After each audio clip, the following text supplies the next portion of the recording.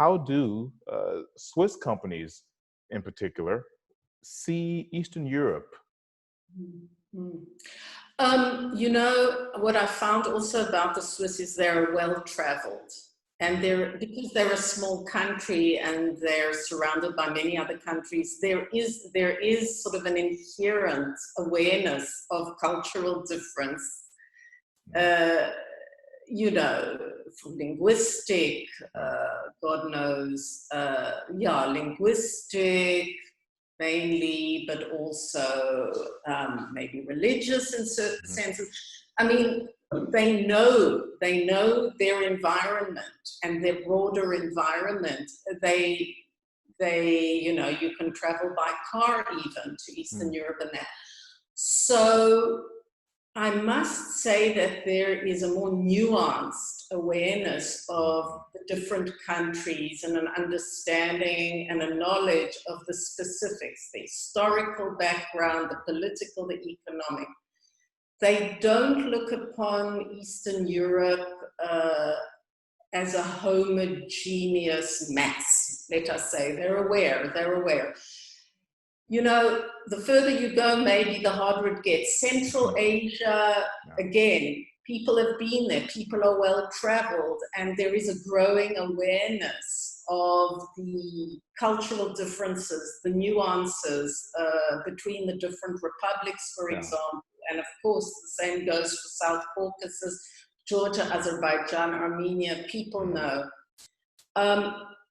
So there is that understanding, and because of it, I think there is a desire to really familiarize themselves with the specifics of the particular market before they might take that step to go into it. There is an awareness that Kazakhstan is certainly not Uzbekistan, nor is Kyrgyzstan like Tajikistan. There might be similarities, you know, because of it historically, they were part of the same union, but these are different cultures, different approaches, and I think there is an awareness of that. I think over time the awareness has grown as globalization has also taken hold, and also there's communication and media, and social media is a lot more widespread. And I think that could also be the reason that Swiss companies more often than not succeed in these markets, because there is awareness of the difference, of that nuance, different that one has to understand and learn to work with. Okay, and I would assume that, and thank you for that, and I would assume that being as diverse as Switzerland is, I think that kind of trains people to be aware of the differences, because there are so many subtle differences even in Switzerland, right? You can get on a train for 2 hours and now you're speaking another language, right? In the same country. Totally. And people grow up learning, as a matter of course, being able to speak 2, 3, or even 4 languages. So, you know, by definition, they're in an environment where there is a lot of cultural, linguistic, etc. difference. So there is a much greater openness, awareness of this. Gotcha. Yeah. I'm always a little bit jealous of the languages that everyone speaks in Switzerland. I basically speak English and bad English. And that's about it. But I'm working on my Ukrainian, so we'll get there at some point.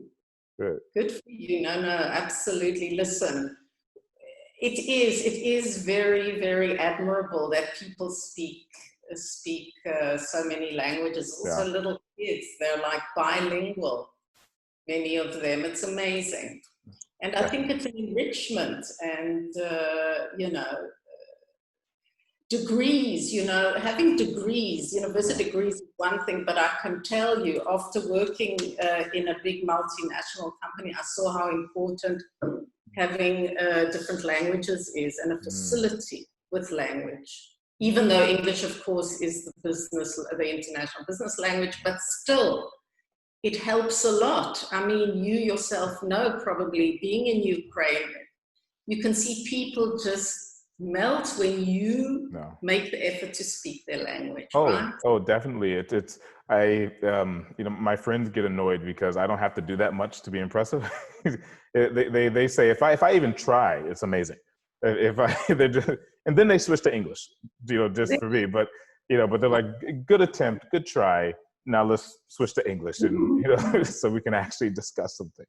But you know, I mean, a lot about business is, as you say, building trust, building connections, building relationships, especially in these markets. You know, it has a very strong personal dimension, you know, Exactly. finding a partner, building that trust, building that cooperation. And I tell you, if you can, you know, speak the language, it has an enormous impact. Aside from the fact that you will also be able to, I think, manage your teams more effectively.